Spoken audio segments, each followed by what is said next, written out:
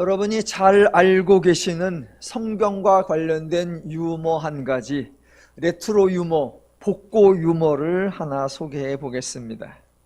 어느 날 한 성도님이 아침에 늦잠을 자서 새벽 예배를 못 갔고 큐티도 못 했습니다. 출근은 해야겠고 그래도 성경은 한 구절이라도 봐야 되겠고, 그래서 성경을 쫙 펴서 눈에 들어오는 구절을 오늘의 말씀으로 삼아 실천하기로 했습니다. 그래서 성경을 쫙 폈더니 마태복음 27장 5절이었습니다. 유다가 은을 성소에 던져놓고 물러가서 스스로 목매어 죽은지라. 너무 당황해서 얼른 다른 구절을 쫙 폈습니다. 그랬더니 누가복음 10장 37절이 눈에 들어왔습니다. 가서 너도 이와 같이 하라 하시니라. 화들짝 놀래갖고 성경을 덮었다가 마음을 좀 진정시키고 신약에 2번 놀랬으니까 앞쪽으로 구약이 펼쳐져라 하면서 쫙 펼쳤더니 에스라 7장 21절 끝이 나왔습니다. 신속히 시행하되. 예, 만약 이게 실화라면 큰일 났을 겁니다. 예, 이 유머는 성경을 절대로 이런 식으로 사용하면 안 된다라는 교훈을 주기 위해서 누군가가 일부러 만든 이야기입니다. 여러분도 들으시면서 그래 이건 아니야 라고 하셨을 겁니다. 주변에 누군가가 성경을 이런 식으로 읽고 이런 식으로 순종하려고 한다면 말리실 겁니다. 이런 식으로 사용하면 안 된다라고 하는데 이런 식이 어떤 식이죠? 성경에 없는 게 아니라 성경에 있는 내용이었습니다. 그래도 이런 방식은 안 됩니다. 이런 방식이 문제가 되는 이유는 바로 문맥을 고려하지 않는 것입니다. 어떤 구절이 있습니다. 달랑 그 구절만 있는 것이 아니라 앞뒤 구절도 있고 그 구절과 연결된 사건도 있고 상황도 있습니다. 흔히 말하는 전후 문맥, 자초지종, 기승전결이 있습니다. 누가 그 말을 했는가? 언제 그 말을 했는가? 왜 그 말을 했는가? 무슨 의도로 그 말을 했는가? 그 말의 의미는 무엇인가? 모두 문맥을 통해서 바르게 분별해야 합니다. 교회들에서 새해를 맞이하여 표어를 선정하고 예배당 앞에 크게 프랑카드로 써 붙여놓는 경우가 있습니다. 대부분 성경에서 한 구절을 뽑아서 인용을 한 거지요. 보면 은혜를 받거나 감동을 받거나 의지가 되기도 합니다. 하지만 그런 방식 또한 성경을 오용하는 대표적 현상입니다. 성경에 왜 그 말씀이 나왔는지는 고려하지 않고 그저 그 교회가 올해 하고 싶은 일을 정당화시키기 위한 근거 구절로 사용하는 것뿐입니다. 아마도 많이 사용하는 것 중에 새 일을 행하리라 이런 표를 사용하기도 합니다. 그거 구약의 이사야서에 나옵니다. 그런데 구약의 그 시대에는 새 일을 행하리라 라고 예언을 했고 그 예언이 복음서에서 성취가 되었습니다. 그 이후로는 새 일을 행하리라가 없습니다. 그래서 오늘날 기독교에는 새 일을 행하리라 이런 표현을 사용할 이유가 없습니다.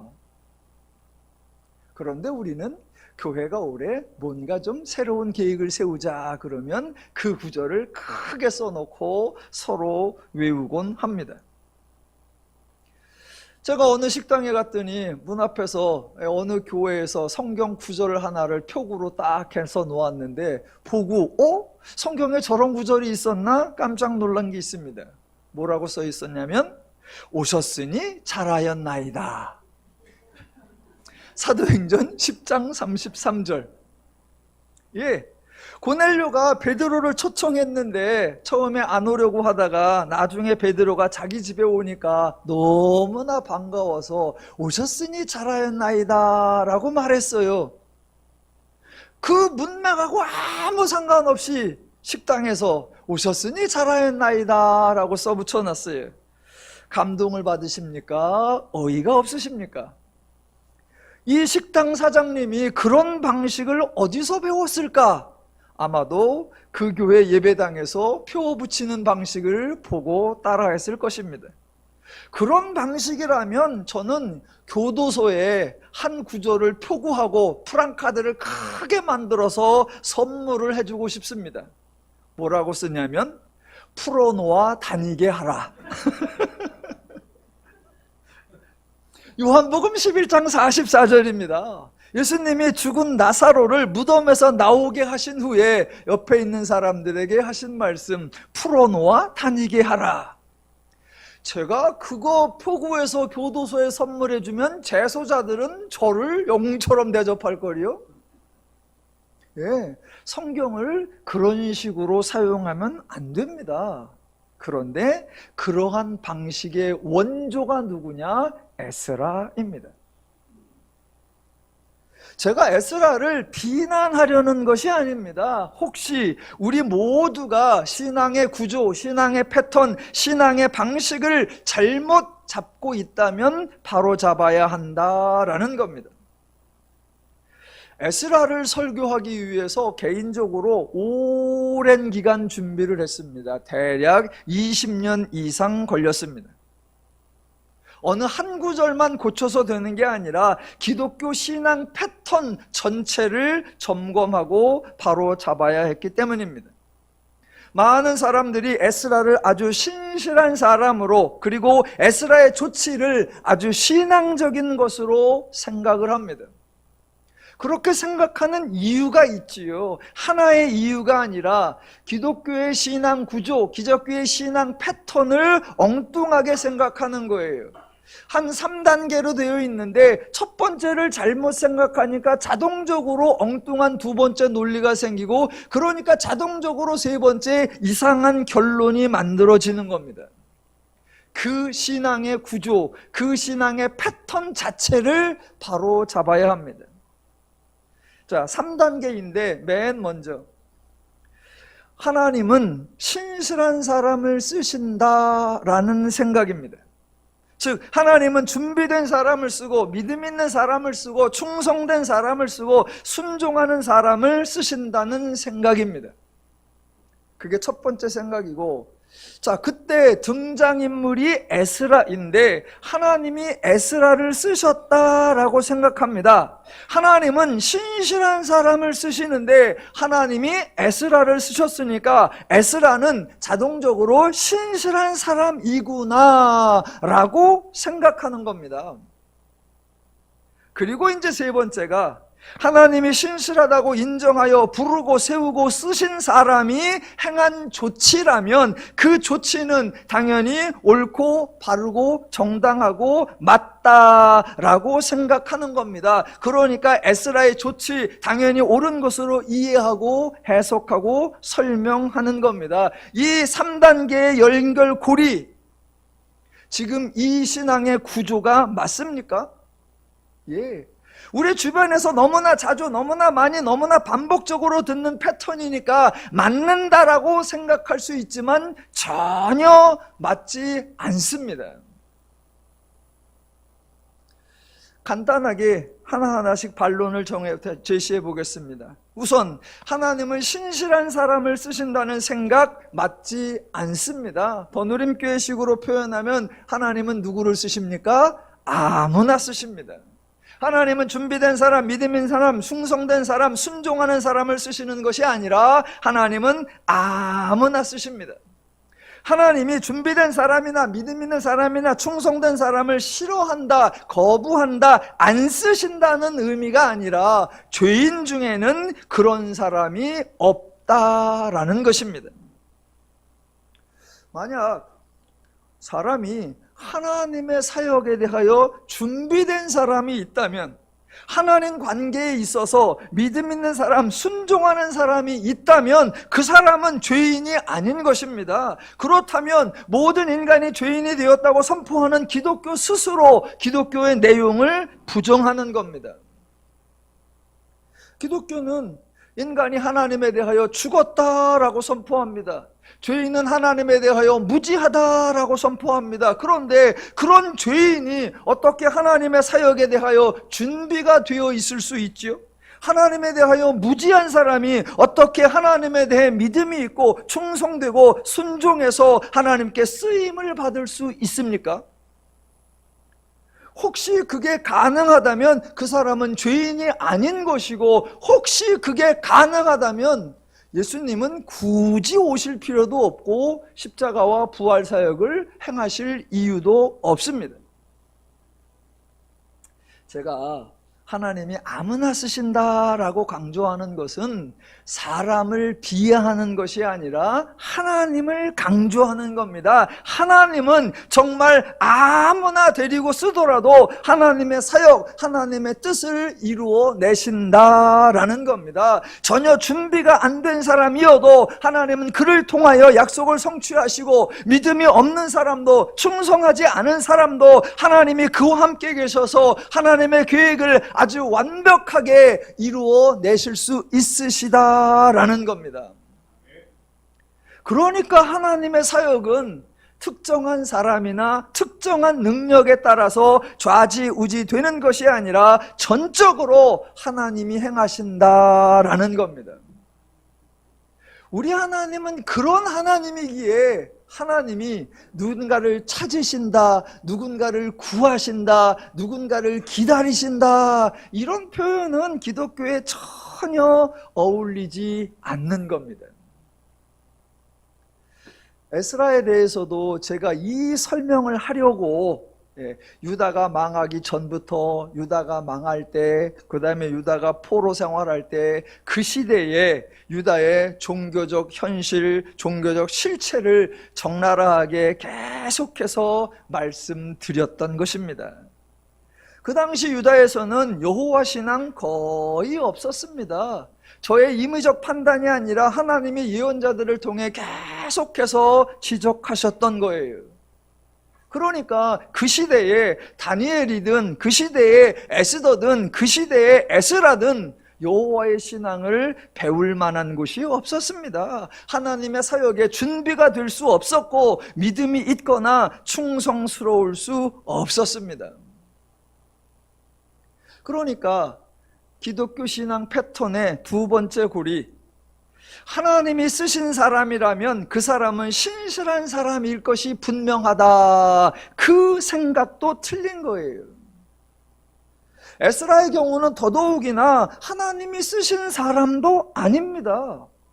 에스라 본문 어디에도 하나님이 에스라를 부르는 장면, 하나님이 에스라에게 말씀하시는 장면, 에스라에게 너는 가서 이것을 이렇게 행하라 라고 역할을 부여하는 장면 하나도 없습니다. 하나도 없어요.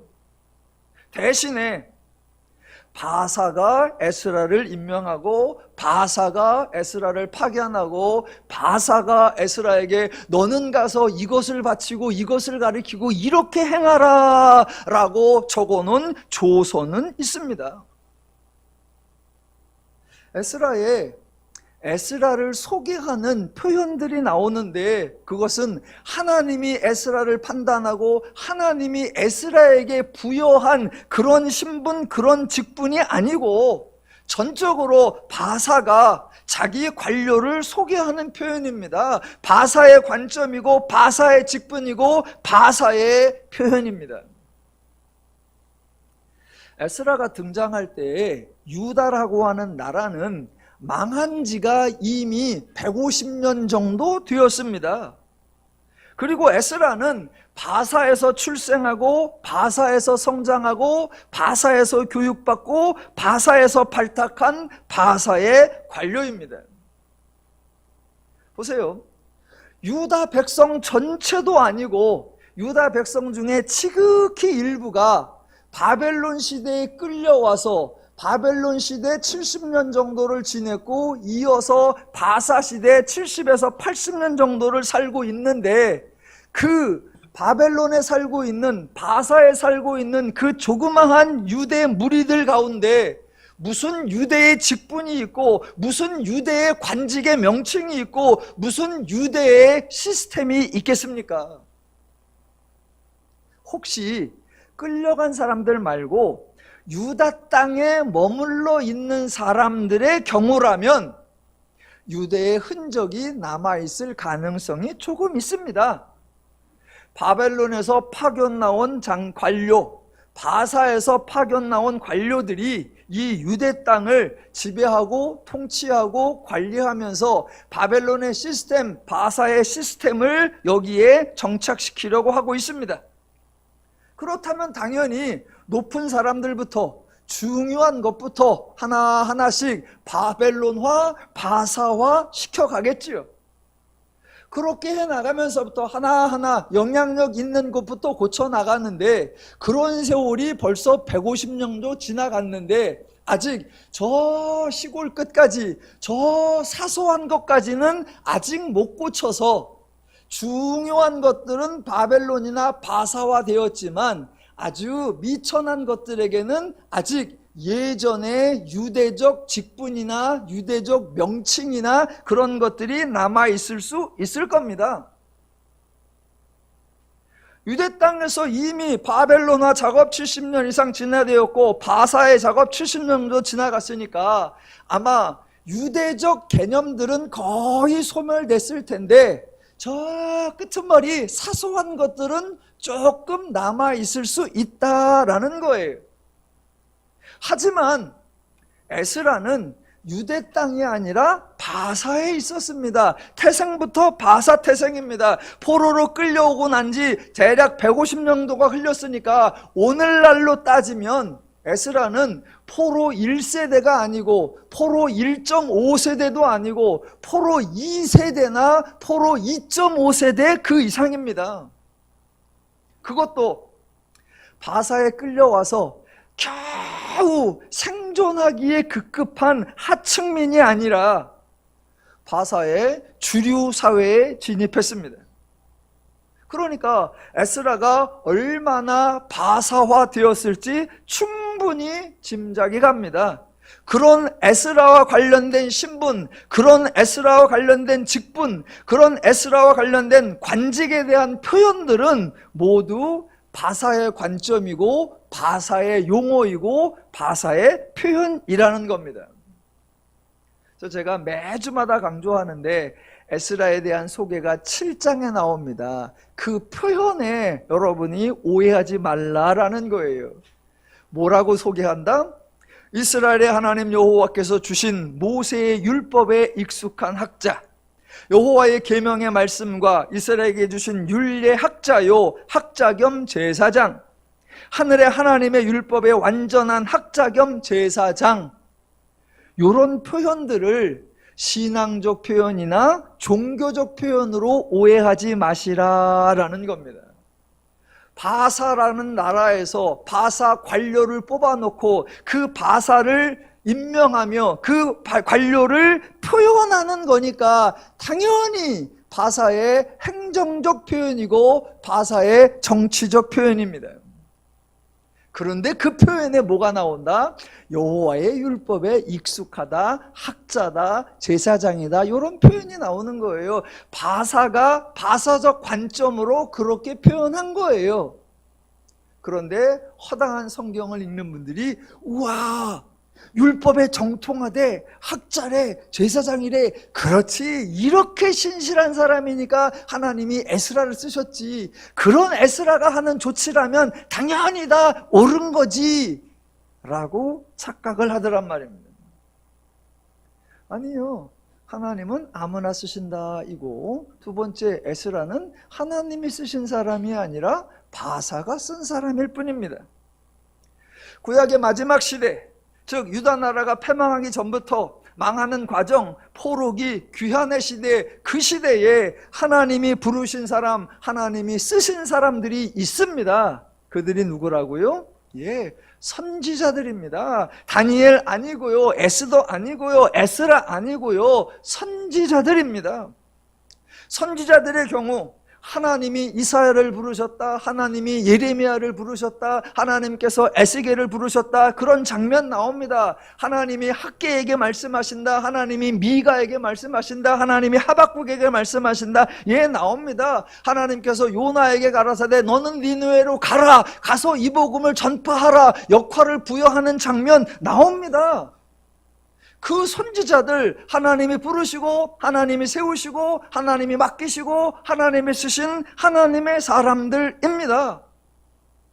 선지자들 자신도 그렇게 얘기하죠. 여호와의 말씀이 임했다, 여호와의 이상이라, 여호와의 계시라, 여호와의 묵시라, 여호와의 경고라. 그래서 그들은 말하면서 계속 맨 처음에 뭐라고 한다? 여호와께서 가라사대 이거 여호와의 말씀이다 라고 고백합니다. 하나님이 선지자를 통해 하신 말씀 하나님이 직접 이루어 가고 계십니다. 그 시대에 하나님이 쓰신 사람들, 예, 선지자들입니다.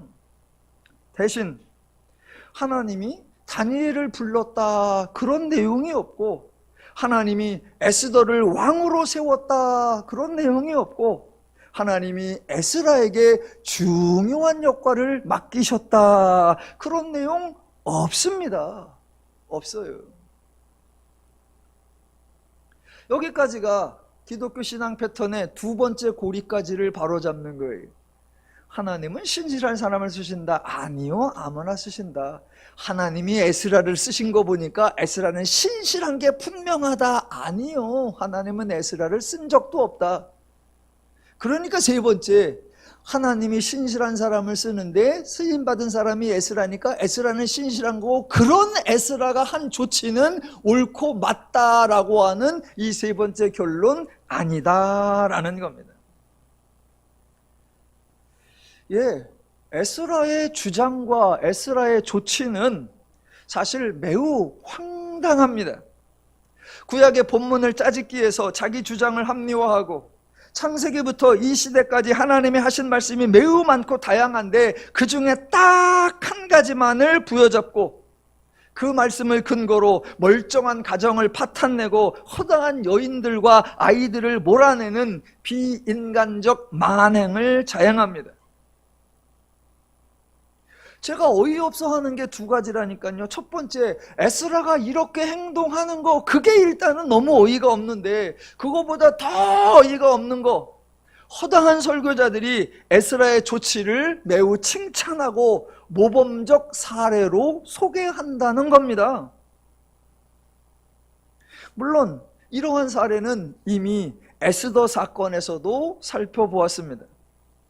사람들은 유대 민족을 멸절하려고 했던 하만에 대해서 매우 비난을 합니다. 못된 인간이라고, 악한 인간이라고, 잔인한 인간이라고. 그런데요, 하만은 유대 민족을 멸절하려는 계획을 세웠지만 실제로는 한 명도 죽이지를 못했습니다. 왜? 그날이 되기 전에 자기가 먼저 죽었어. 잔인한 계획을 세웠지만 실제로는 한 명도 못 죽였어요. 대신 에스더는 실제로 죽여버립니다. 그 정해진 날에 정해진 장소에서 많은 하만의 민족을 죽였어요. 오죽하면 왕이 나서서 이만하면 됐지라고 했는데 이 여인은 이쁜 미모를 동원해서 왕을 녹여서 하루 연장을 합니다. 그래서 하만의 민족 75,810명을 죽여버립니다. 그런데 아무도 에스더를 비난하지 않고 모두 에스더를 칭찬합니다. 성경을 읽는 어떤 사람이 그냥 어머 에스더가 민족을 구했네 그러는 정도가 아니라 기독교가 대놓고 에스더를 옹호해 줍니다. 그러는 덕분에 하나님이 엄청난 수모를 당하십니다. 세상에 허당한 사람들이 하나님을 비난합니다. 이러면서도 사랑의 하나님이냐? 이것이 하나님의 본성이냐? 과연 하나님이 공평과 정의를 논할 수 있느냐? 비인간적이며 몰인격적인 신이다라고 온갖 야유를 퍼붓습니다. 저는 궁금해요. 뭐가 궁금하냐? 아니, 왜 기독교가 하나님을 욕먹이면서까지 에스더를 쉴드 쳐주죠?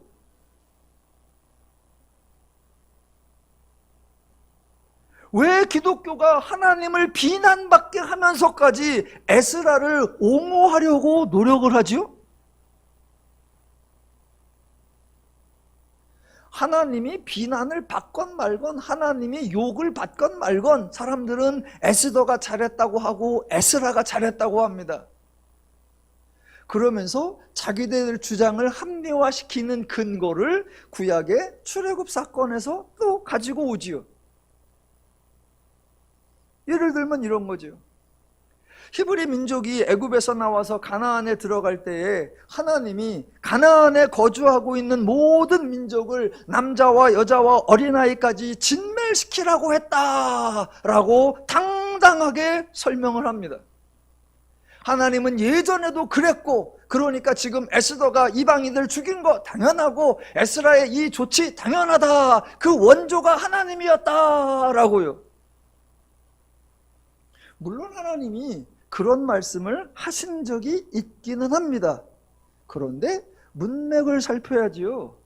하나님이 무슨 의미로 그런 말씀을 하셨을까? 왜 그렇게 말씀하셨을까? 고민해야지요. 자, 봅시다. 만약 하나님이 가나안을 진멸하라, 남자든 여자든 어린아이든 싹 죽여라, 이게 하나님이 진심이었다면 하나님이 어떻게 하셨어야 합니까? 하나님이 그런 말씀을 하셨는데 정작 이스라엘은 가나안을 진멸하지 않았습니다. 가나안에 진입하자마자 자신들이 정착할 땅을 어느 정도 마련하자마자 그 다음부터는 가나안 민족을 쫓아내지도 않고 가나안 백성을 진멸하지도 않았습니다. 자기들이 사는데 나무 해오는 자, 물 깃는 자로 부려먹으려고 남겨놓았습니다. 이러면 하나님은 싹 죽여버리라, 잔인한 분이 되고, 이스라엘은 나 얻을 땅 차지했으면 됐어, 뭐하러 굳이 다 쫓아, 뭐하러 굳이 다 죽여. 그래서 하나님은 싹 죽이라, 잔인하고, 이스라엘은 아니야 같이 살자, 인간적입니까? 하나님의 명령이 너무 잔혹하고 하나님의 명령이 너무 부당하게 여겨져서 이스라엘은 도무지 그 살벌한 명령에 순종할 수가 없어서 인류애적 차원에서 가나안 민족을 살려둔 꼴이 되는 겁니까? 와우, 하나님보다 이스라엘이 훨씬 순수하고 훨씬 자상하네요. 이게 말이 되냐고요. 만약 하나님이 가나안을 진멸하라고 하신 말씀이 진심이었다면 하나님이 어떻게 하셨어야 합니까? 이스라엘이 불순종하여 가나안 민족을 남겨두었을 때 하나님이 나서서 진멸을 하셨겠죠. 그거 하나님에게는 하나도 어려운 일이 아닙니다.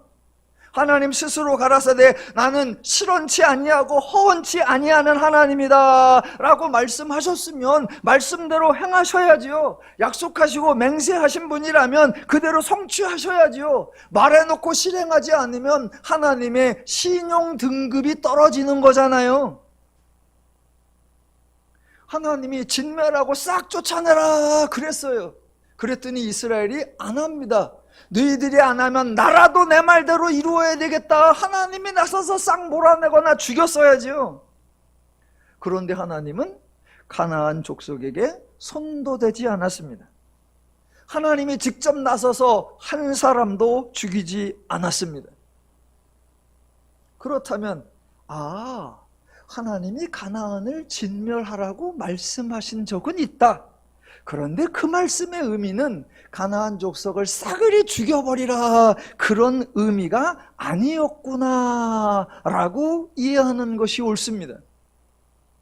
그래서 문맥이 중요한 거예요. 그래서 왜, 누가, 언제, 무슨 의도로 이 말씀을 했는가, 그것을 분별해야 하는 겁니다.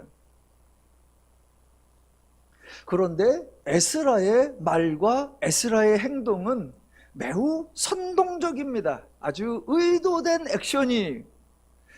9장 2절을 한번 보실게요, 다 같이. 그들의 딸을 맞이하여 아내와 며느리로 삼아 거룩한 자손이 그 지방 사람들과 서로 섞이게 하는데 방백과 고관들이 이 죄에 더욱 으뜸이 되었다 하는지라.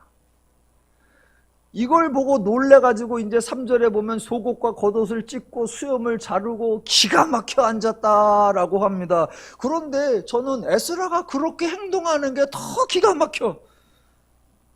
여러분, 이스라엘이 이방 사람들과 결혼한 거, 이게 처음 발생한 일이 아니에요. 그동안은 없다가 포로 시대에 유난히 많았던 경우가 아닙니다. 정확하게 표현하자면 이스라엘은 이렇게 하지 않은 적이 없습니다. 늘 그랬어요. 몇 가지만 소개해 볼까요? 창세기부터예요. 창세기부터. 애굽의 총리가 된 요셉. 요셉은 애굽의 총리가 된 다음에 당한 게 있어요. 뭘 당했느냐? 바로가 자기가 지명하여 세운 총리 요셉을 이름을 바꿔버려요. 바로가 넌 이제 애굽의 총리가 되었으니까 이름을 애굽식으로 바꿔라. 그래서 사브넷 바네아라고 이름을 바꿔버립니다. 그리고 너는 이제 애굽 사람이니까 장가도 애굽 사람하고 해라. 그래서 온 지방 보디베라의 딸 아스낫과 결혼을 시켜버립니다. 그래서 요셉은 이방 여인과 결혼을 했습니다. 그 다음에 유명한 사람 모세, 미디안으로 도망간 후에 미디안의 제사장 이드로의 딸 십보라와 결혼을 했습니다. 이방 여인과 결혼한 거예요.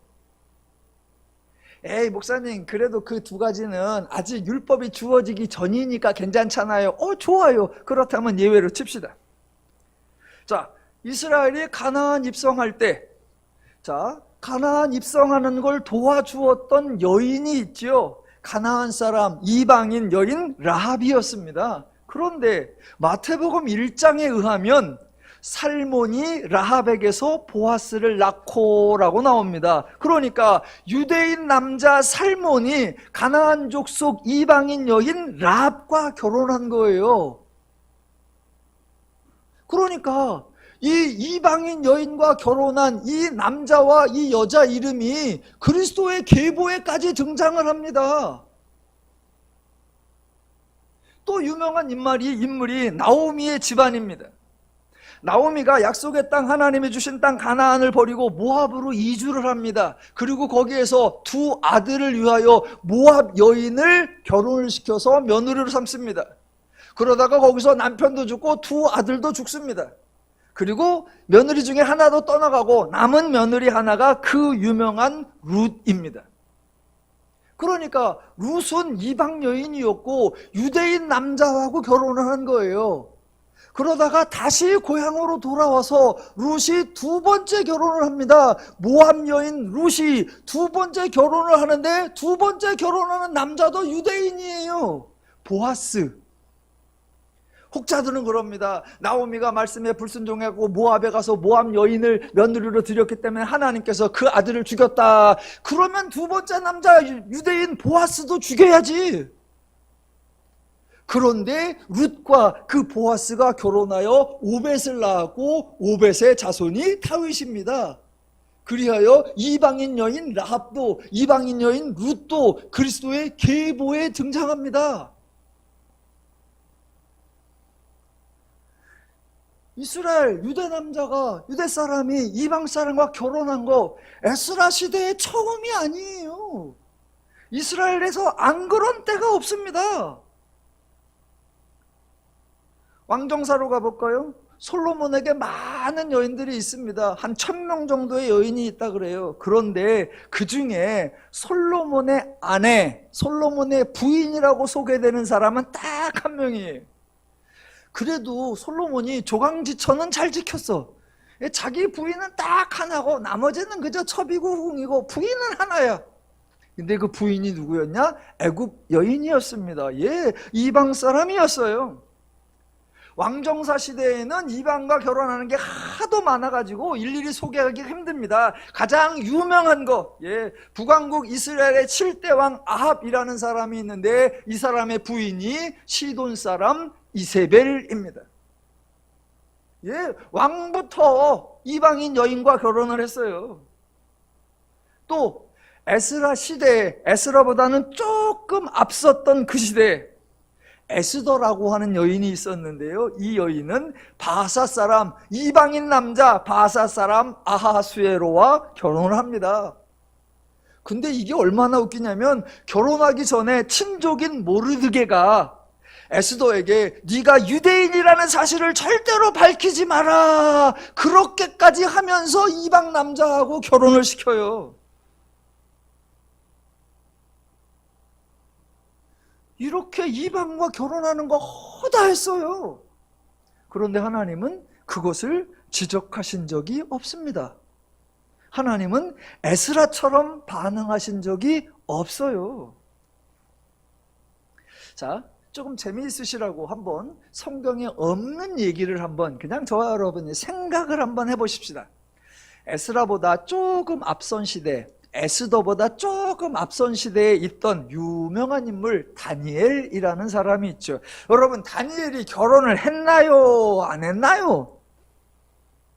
감사합니다. 대답을 안 하신 게 잘하는 거예요. 우리는 아무도 모르니까. 예. 다니엘이 결혼을 했는지 안 했는지 모릅니다. 그런데 만약 없은 거니까, 성경이 안 나오니까 생각을 해봅시다.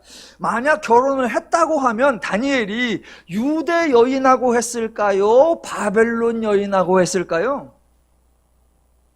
자, 이미 청년 때 바벨론에게 스카웃되어서 바벨론의 관료로서 왕의 영재 교육을 받고 왕의 총애를 받아서 바벨론의 고위직에 오른 다니엘인데, 아까 요셉의 경우에서 보던 것처럼 과연 바벨론 왕이나 바벨론의 중매쟁이들이 그냥 뒀을까요? 왕이 소개하거나 중매쟁이들이 다니엘에게 좋은 여인을 소개팅 시켜주겠다라고 하면 누구를 소개했을까요? 너 유대인이지? 그러면 포로에서 끌려온 사람 중에 하나, 그 망한 나라의 그 실패한 신하들 그들 중에 하나, 그래서 여기서 겨우 살고 있는 여인 하나 소개시켜 줄 테니까 그래도 잠깐 한번 가보고 죽어라, 그렇게 소개했을까요? 아니면 바사에서 태어나 바사의 교육을 받고 바사의 관료가 되고 바사의 고위직이 된 이 사람에게 그래도 바사의 명문가나 그래도 바사의 중견가는 그런 사람 하나, 그런 집안의 여인과 결혼을 해야 그래도 체면 유지가 되지 않을까? 여러분, 모르드게는 유대인이면서도 유대민족을 살리려고 했던 그런 사람인데도 자기가 길렀던 그 에스라를 바사의 왕에게 결혼시키기 위하여 유대민족이라는 것을 숨겨라 라고까지 하던 그런 실상이었습니다. 성경에 안 나오니까 단정은 못 지켰는데 다니엘이 결혼을 했을 거고 아마 바사 여인하고 했을 것 같아요. 여러분, 지금 이러한 현실 하나님도 다 알고 계십니다.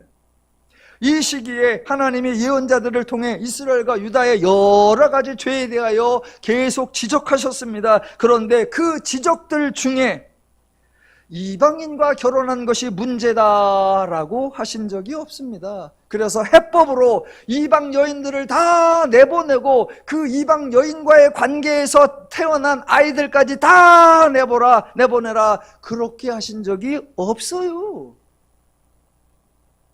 그런데 에스라가 방백들과 고관들이 이방 여인과 결혼했댄다, 그 소식을 듣자 3절에 내가 이 일을 듣고 속옷과 겉옷을 찢고 머리털과 수염을 뜯으며 기가 막히게 앉아있으니 5절 저녁 제사를 드릴 때에 내가 근심 중에 일어나서 속옷과 겉옷을 찢은 채 무릎을 꿇고. 저는 이걸 읽으면서 어이가 없는 거예요. 여태 몰랐어? 여태 몰랐어? 아니, 저도 아는 걸 에스라가 몰랐다는 게 말이 됩니까? 이게 웬 호들갑이에요? 지금 에스라는 하나님도 아지 않는 반응을 하는 거예요. 그래 놓고 11절 12절에서 구약에 있는 여기저기 있는 하나님의 말씀을 막 끌어와서 악마의 편집을 딱 해가지고 마치 이방인과 혼인하는 게 가장 큰 문제인 것처럼 주장을 하고 있습니다. 제가 에스라의 주장, 에스라의 행동을 문제 삼는 이유가 있습니다. 그 이유는 딱 한 가지입니다. 하나님이 예언자들을 통해서 선포하신 내용과 에스라가 주장하는 거, 에스라가 좋지 않은 내용이 서로 다르기 때문입니다. 제가 청년 때, 총각 때부터 이 에스라의 이 본문을 어떻게 이해해야 되나 고민이 많았었습니다. 그리고 결혼을 하고 난 뒤에 아내도 있고 자녀도 생긴 후에는 고민이 더 많아졌습니다. 과연 에스라의 주장이 옳은가? 에스라가 이방인과 결혼한 것을 문제 삼으니까 오늘날 성도님들 중에서는 믿지 않는 가정과 결혼하는 거, 그거 문제가 있는 거 아닌가, 그런 생각을 많이 합니다. 저도 그런 고민을 했어요. 저의 작은 할아버님이 장로교 목사님이셨고, 저희 아버님이 침례교 목사님이셨고, 저희 작은 아버님이 침례교 목사님이셨고, 저도 침례교 가정에서 자라났습니다. 그래서 결혼을 하려고 하는데, 제가 연애를 하고 있는데, 제가 결혼하고 싶어 하는 그 여인의 가정, 흔히 말하는 처가는 교회를 안 다녀요. 유일하게 제 아내 될 사람만 교회를 다녔습니다. 내가 저 여인을 좋아하긴 하는데 예수 안 믿는 가정과 결혼해도 되나? 망설였습니다. 그러다 결혼을 했어요. 이왕 결혼을 했는데 에스라의 조치라고 하면 저 집이 아직 예수를 안 믿는데 내보내야 하나? 엄청 순종하고 싶었어. 부인도 내보내고 아들도 내보내야 하나?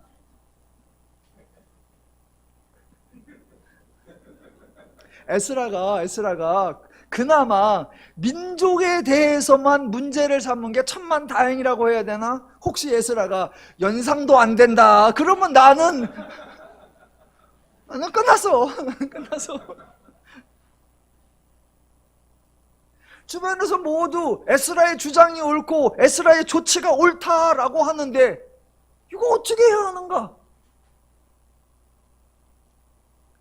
그래서 이 에스라 본문을 저도 이해하고 성도님들에게도 설득하기 위하여 오랜 기간 걸렸어요. 그래서 아까 말씀드린 것처럼 대략 20년 이상 걸렸습니다. 왜? 단순히 옳다 그러다가 아니라 신앙 구조, 신앙 패턴, 신앙의 성경 해석 전체를 설명해야 하니까.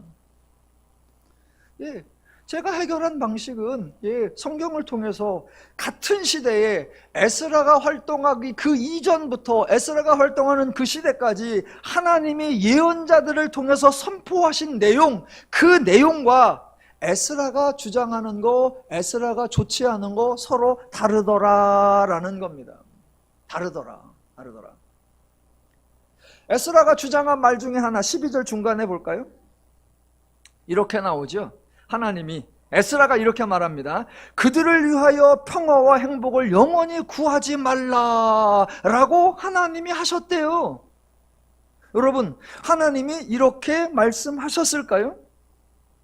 물론 민수기에 그런 구절이 나오긴 합니다. 그런데 문맥상하고는 완전히 달라요. 대신 에스라보다 조금 앞선 시대에 활동한 선지자 예레미야가 있습니다. 그 예레미야가 바벨론으로 끌려간 포로들에게 하나님의 말씀을 선포했습니다. 그 내용 들어보실래요? 지금 에스라는 뭐라고 했느냐? 이 이방인들을 위하여 평화와 행복을 영원토록 구하지 말라라고 했었대요. 그런데 하나님의 말씀, 예레미야 29장 4절, 만군의 여호와 이스라엘의 하나님께서 예루살렘에서 바벨론으로 사로잡혀가게 한 모든 포로에게 이와 같이 말씀하시니라. 너희는 집을 짓고 거기에 살며 텃밭을 만들고 그 열매를 먹으며 아내를 맞이하여 자녀를 낳으며 너희 아들이 아내를 맞이하며 너희 딸이 남편을 맞아 그들로 자녀를 낳게 하여 너희가 거기에서 번성하고 줄어들지 아니하게 하라. 너희는 내가 사로잡혀가게 한 그 성읍의 평안을 구하고 그를 위하여 여호와께 기도하라. 이는 그 성읍이 평안함으로 너희도 평안할 것임이니라. 에스라가 한 말과 다르잖아요. 그래서 만약 하나님이 에스라를 부르셨고 에스라에게 말씀을 주셨다면 에스라가 하는 말이 하나님의 말씀과 같았어야죠. 그런데 다르더란 말입니다. 그래서 저는 아주 심플해진 겁니다. 하나님이 하신 말씀과 에스라가 한 말이 다르다면, 그래서 어느 한쪽을 선택해야 한다면 저는 당연히 하나님이죠. 그런데 단순히 한 구절 다르다 그래서 설명을 하면 설득력이 약하니까 제가 아까 계속했던 기독교 신앙의 잘못된 구조, 잘못된 패턴, 그거를 통털어서 제대로 풀어내야겠구나라는 거예요. 9장 13, 15, 13절로 15절까지에서도 에스라는 매우 과장을 하고 매우 왜곡을 합니다. 읽어볼까요? 우리의 악한 행실과 큰 죄로 말미암아 이 모든 일을 당하였사오나 우리 하나님이 우리 죄악보다 형벌을 가볍게 하시고 이만큼 백성을 남겨주셨사오니 우리가 어찌 다시 주의 계명을 거역하고 이 가증한 백성들과 통혼하리이까? 그리하시면 주께서 어찌 우리를 멸하시고 남아 피할 자가 없도록 진노하지 아니하시리이까? 이스라엘 하나님 여호와여, 주는 의로우시니 우리가 남아 피한 것이 오늘날과 같사옵거늘 돌이켜 주께 범죄하였사오니 이로 말미암아 주 앞에서 한 사람도 감히 서지 못하겠나이다 하니라. 이거 완전 왜곡이고 완전 날조예요. 와, 우리가 잘못해서 하나님께 벌 받았는데 요만큼 남겨두었다. 그런데 우리가 또 잘못을 하면 하나님께서 우리를 더 이상 남겨놓지 않냐? 싹 죽여버리지 않겠느냐? 안. 만약 에스라가 말한 대로라고 하면 이 바로 다음 시대에 유대민족 싹 멸절됐어야죠. 그런데 멀쩡히 살아있잖아요. 하나님이 싹 쓸어버렸다? 아니요. 이방만 결혼하는 거 그때 이후로 완전히 중단됐느냐? 아니요. 계속 똑같은 일이 반복되었단 말입니다. 그래도 하나님 그들 또 남겨놓았고 또 남겨놓았고 또 은혜 주었고 또 은혜 주었고 그들을 위하여 예수 그리스도를 보내신 하나님이시란 말입니다.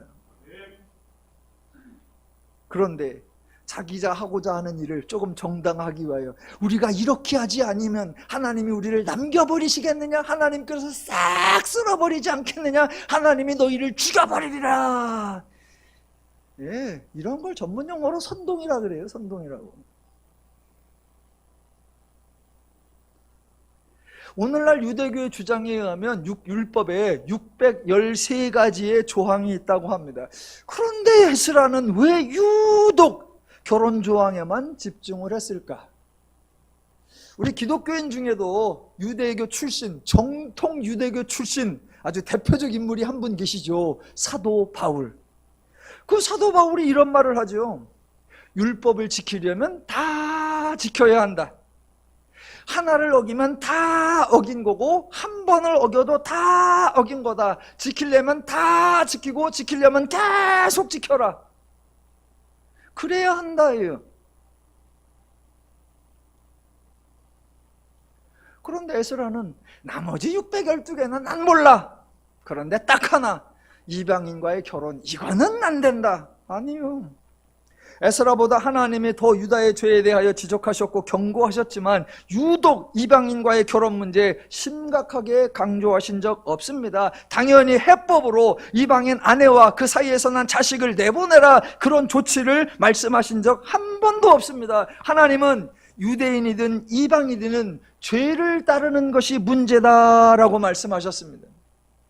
이방인은 문제가 없는데, 유대인은 문제가 없는데 이방인이 문제야, 그렇게 말씀하신 적이 없어요. 그래서 유대인은 괜찮은데 이방인이만 내어 쫓아야 돼, 그렇게 말씀하신 적이 없어요. 유대인이든 이방인이든 하나님을 모르는 것이 문제고 죄를 모르는 것이 문제다. 그래서 하나님의 해법, 이방인이든 유대인이든 하나님을 알아야 하고 하나님의 뜻을 따라야 하기 때문에 내가 유대인이든 이방인에게든 모든 인간에게 하나님의 마음을 주고 하나님의 새 영을 주어서 너희로 하여금 새로운 사람이 되게 하리라. 그게 하나님의 해법이요 하나님의 조치이셨습니다.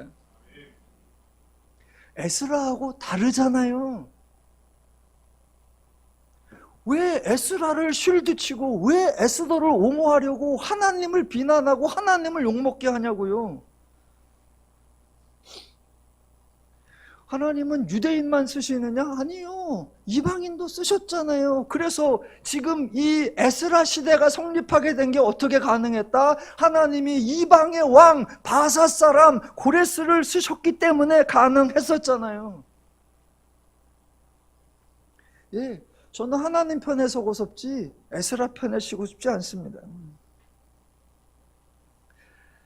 누누이 반복합니다. 기독교 신앙에서, 여호와 신앙에서 반드시 기억해야 하는 거, 하나님은 일하시는 분이요 하나님의 사역은 하나님이 하신다라는 사실입니다. 다시 한번 하겠습니다. 아멘을 크게 해주십시오. 우리 하나님은 일하시는 분이십니다. 하나님의 사역은 하나님이 행하십니다. 어느 누구라도 본인이 하나님을 위해 대단한 일을 하는 것처럼 착각하면 안 됩니다. 본인이 하나님의 사역에 큰 도움을 주고 마치 본인이 일을 하지 않으면 하나님의 사역에 막대한 지장이 초래되는 것처럼 선동하면 안 됩니다. 누군가 하나님으로부터 큰 사명을 받아서 정말 중요한 일을 하고 있다고 선동해도 여러분은 거기에 동조해서도 안 되고 거기에 놀아나서도 안 됩니다. 그런데 설치는 사람 옆에는 꼭 덩달아 춤을 추는 사람들이 있어요. 하나님의 말씀에는 들은 척도 안 하다가 어떤 사람이 그럴싸한 말을 하면 맹종하는 사람들이 꼭 나와요. 그게 죄인의 특징이요, 죄의 방식입니다. 가장 대표적으로 복음서잖아요. 예수님이 등장을 하셨습니다. 예수님이 정말 소원한 일만 하고 정말 좋은 일만 하고 정말 유익한 일만 합니다. 백성들을 위하여 죄인의 집에 찾아가셔서 함께 먹고 마셔주시고 병든 자 고쳐주시고 귀신 들린 자 치유해 주시고 오병이어 행해 주시고 정말로 많은 자비와 긍휼을 베풀어요. 그런데 사람들은 약간의 도움만 받아먹을 뿐 예수님 편에 안 섭니다. 그러다가 유대교 대제사장들과 관료들이 야, 저 예수를 잡아라, 예수를 죽여라 그러니까 전부 다 돌을 던지면서 십자가에 매달아라 거기에 합생합니다. 왜 그럴까요? 자기들에게 유익만 주었던 예수님은 그렇게 따르지 않고 자기들에게 유익을 준 그 사람을 잡으라라고 하는 유대교의 말에는 왜 다 따라할까요? 그거 이유가 아주 단순합니다. 아주 간단합니다. 그게 죄인의 원칙이고 죄인의 방식이에요. 왜 그러느냐? 예수님이 하는 방식은 익숙하지 않아요. 죄인들이 쓰지 않는 방식이에요. 그러니까 어색한 거예요. 더 심하게 말하면 저렇게 해서 돼? 예수님은 힘의 가리가 없어. 착하기만 해. 선하기만 해. 좀 사람이 아싸란 게 있고 말이야. 좀 끔끔했는 것도 있고 막 추진력도 있어야 되는데 이 형 그래. 또 따라다니는 사람 보니까 애게 12명이야. 12명이 고작해야 어버추순이고 뻑하면 승질내는 사람이고 이게 될 것 같지가 않아. 될 것 같지가 않아. 아니나 다를까 사람들이 막 쫓아가면 도망가고 숨고. 그런데 이쪽에는 유대교야. 대제사장이야, 관료야, 힘이 있어, 능력이 있어, 뭘 해도 될 것 같아. 아니나 다를까 유대교에서 잡으라 그러니까 잡히네, 죽이라 그러니까 죽네. 죄인들은 하나님의 방식을 모르고 하나님 방식에 익숙하지 않고 하나님 방식의 가능성이 보이지 않아요. 그죠? 죄인들이 하는 방식을 보니까 그래 저래야 될 것 같이 저 정도는 해야지 익숙해요. 자기도 하던 방식이고 늘 주변에서 이루어지는 방식이에요. 그들의 사고방식에서 빠진 게 있어요. 하나님은 일하시는 분이고 하나님의 사역은 하나님이 하신다.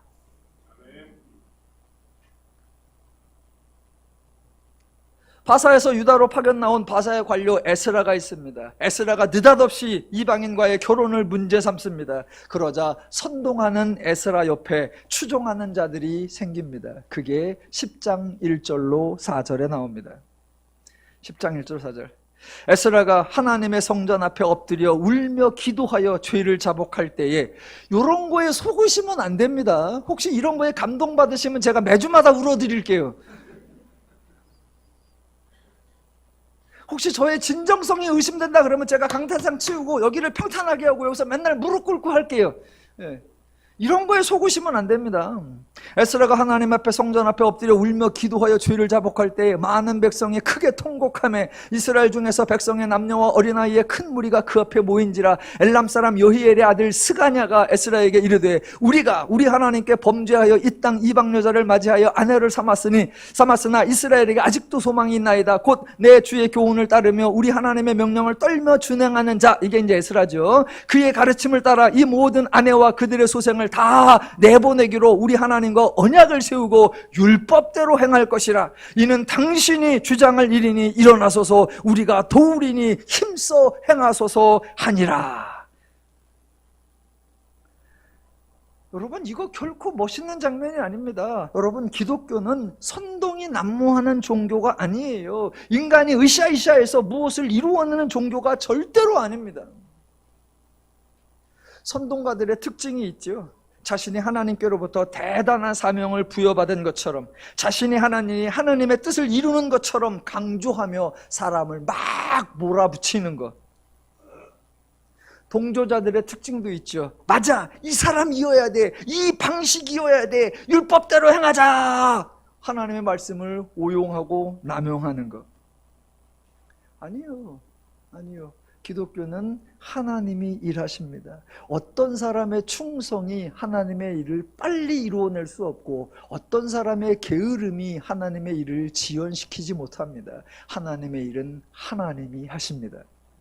저와 여러분은 모두 그 하나님의 일에 초청받아서 그 하나님의 역사를 보고 듣고 경험하면서 하나님을 배우고 하나님을 알아 하나님의 마음과 심정과 원리로 하나님의 뜻대로 살면서 하나님의 은혜와 하나님의 복락을 누리는 것, 그것이 성도의 본분이요, 그것이 성숙한 신앙생활입니다. 올 한 해도 성경을 많이 읽고 하나님을 풍성히 알아서 죄를 이기며 항상 범사에 하나님의 은혜와 복락을 누리며 사시기를 주님의 이름으로 축원합니다. 기도하겠습니다.